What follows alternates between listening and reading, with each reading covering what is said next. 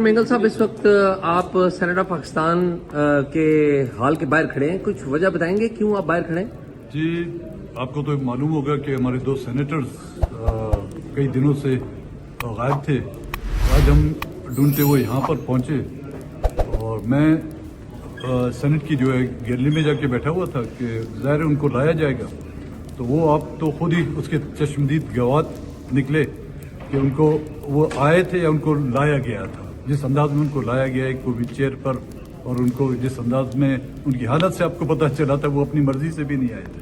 بہرحال جو تو میں آ کے یہاں پہ گیلری میں آنے کی کوشش کی تو پہلے تو انہوں نے کہا جی گیلری سب بند ہے، ایمننس بھی الاؤڈ نہیں ہے.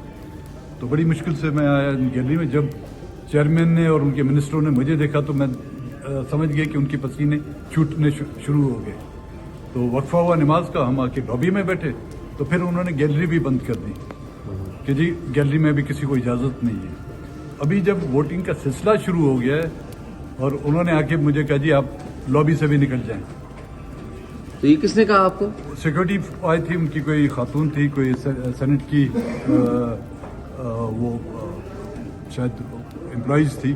انہوں نے آ کے کہا، پھر سیکورٹی آ گئی یہاں پر کہ ہمیں ریکویسٹ کی. تو وجہ نہیں بتائی؟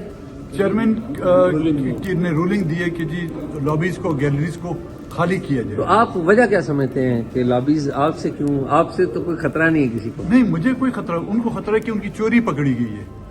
تو آپ کے بندے جو چرائے ہوئے ہیں وہ ان کی پکڑی گئی کیونکہ ہم وہاں پر بیٹھ کر ان کے ساتھ ہمارا آمنا سامنا ہو رہا تھا اور ان کو لابیز میں آنے کی بھی اجازت نہیں تھی.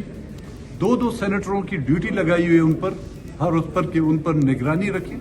اور وہ بھی کس کی؟ وہ کوئی ISI کے نہیں ہیں، وہ ان جمہوریت پسند پیپلز پارٹی اور مسلم لیگ کے سینیٹروں کی وہ ذمہ داری لگائی ہے کہ وہ اگر واش روم بھی جاتے ہیں ان کے ساتھ جائیں، وہ اگر لابی میں پانی پینے جاتے ہیں تو ان کے ساتھ جائیں.